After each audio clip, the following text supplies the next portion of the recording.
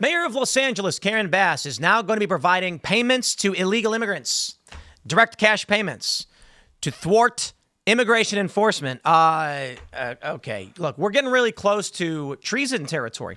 And I don't use that word lightly because I've often argued against it. Treason literally means, I should say it is codified. It means betrayal, but it's codified in law as aiding and abetting an enemy in a time of war or, adhering to the enemies of the United States. So there's always an argument about whether or not something is treason. And when you hear that, say, Barack Obama and James Comey and Hillary falsely accused Trump of being a Russian spy or whatever they said, that's treason. It's not. It's sedition and seditious conspiracy to obstruct, overthrow, or undermine the government. Treason is when you betray a country to its enemies.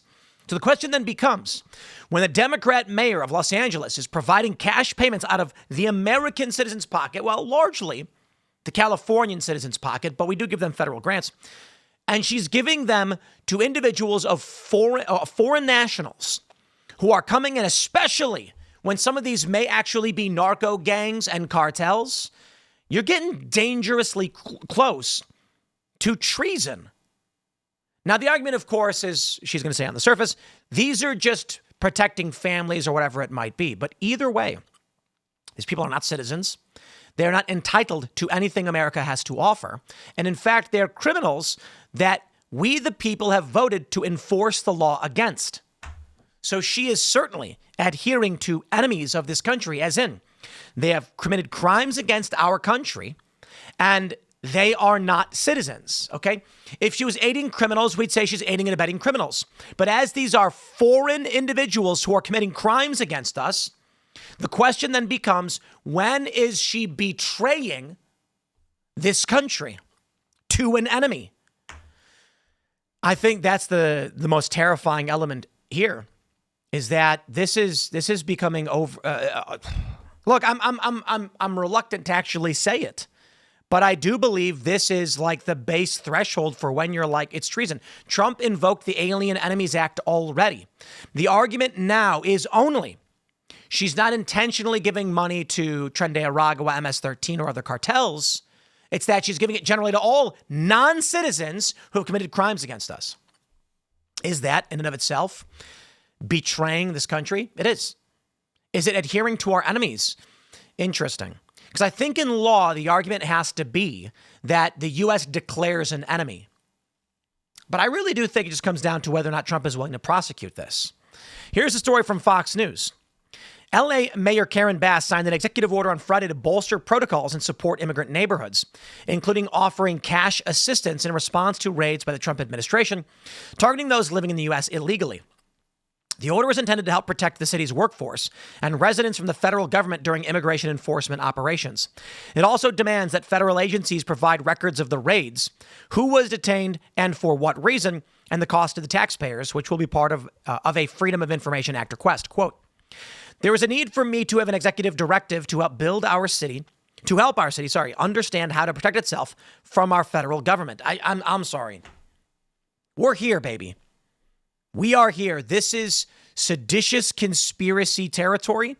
This is treason territory. The American people voted. They voted and said Trump enforce immigration laws against those who seek to do us harm from outside this country. Donald Trump is doing that, and she is actively abetting those that the American people voted to enforce the law against. The only argument, I suppose, is, are these just random people? Or do we have a formal enemy? Well, I would argue if Trump has declared an invasion at the border and invoked the Alien Enemies Act, we are now looking at a point which a decision needs to be made. When will we say treason against these United States? Because these people are not American citizens. They are not. And we, the people, voted to have them taken out of our country for breaking the law. The challenge, I suppose, for most people would be these people are not largely, it's not like they're all cartel members. It's like they're all murderers. Many of them are good people, as Trump would say. Not argue they're all criminals, but many of them just wanted to come here because it's a better living. It's a better country. Well, unfortunately, it doesn't matter. This is a democratic, we call this a democratic republic. It is a constitutional republic with democratically elected representatives, and the people of this country voted House, Senate, executive branch, immigration enforcement.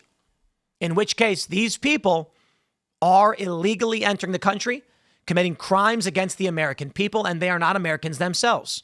So what is the will of the American people and its government when voted in, when non-citizens are leveling crimes against your people? And then a politician is saying outright, I side with the non-citizens. I suppose we can look at it this way. Does it matter the body by which is attacking you? Do we need to know the flag? If an American ship, a destroyer, is on the high seas, and another big vessel flying the Jolly Roger, or whatever it's called, the Skull and Crossbones, are we going to be like, no, it's not an enemy of this country? We don't know who it is, in fact. If that enemy ship started firing upon our ship, and one of our politicians or someone in our military aided and abetted that ship that was attacking us, it is patently obvious we'd say betrayal, treason, etc., because the scale is obvious.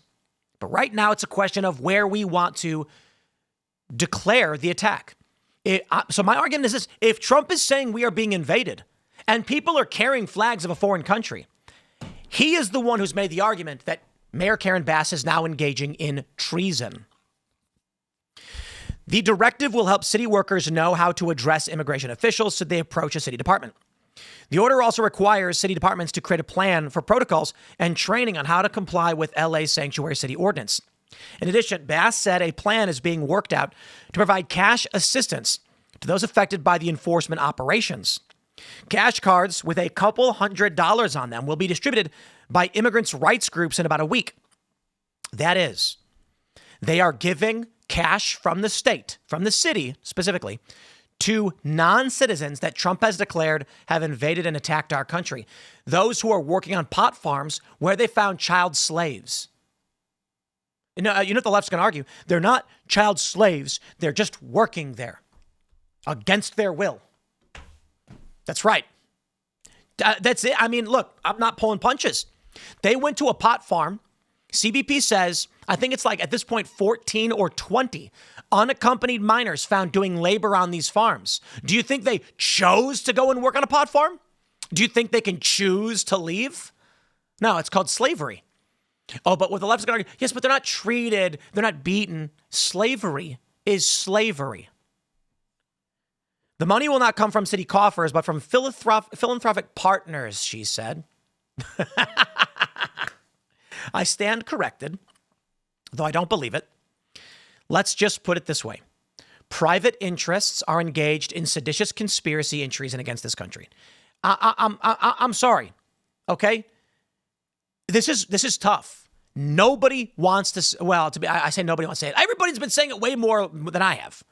I'm the least. But again, when powerful organizations are funding people committing crimes against this country for which we have voted to stop, you have betrayed this country and are adhering to foreigners who are attacking us. Yo, what do we, I don't get it. You know, we've had videos. Let me see if I can find this video. It was the caravan attacks border. Do you guys remember this one? Yo, whoa. This is new?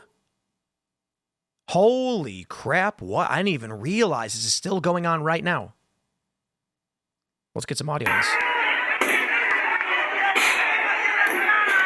Okay, so no. This appears to be southern. I believe this is southern Mexico.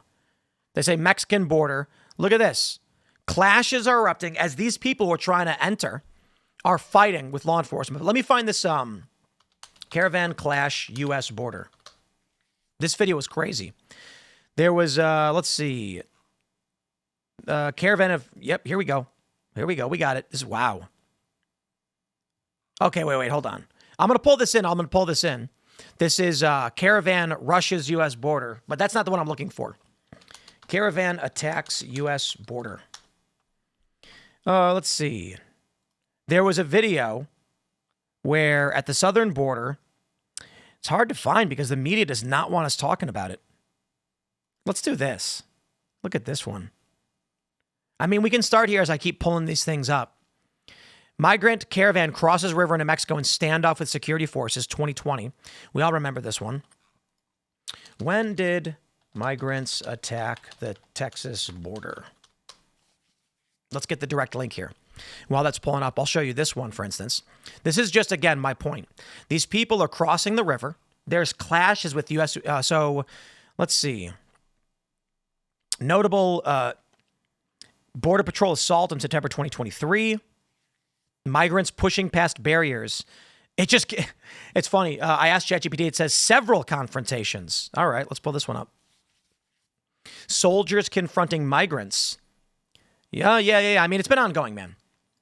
There was a video. It's hard to find. Specific incident where there was an attack.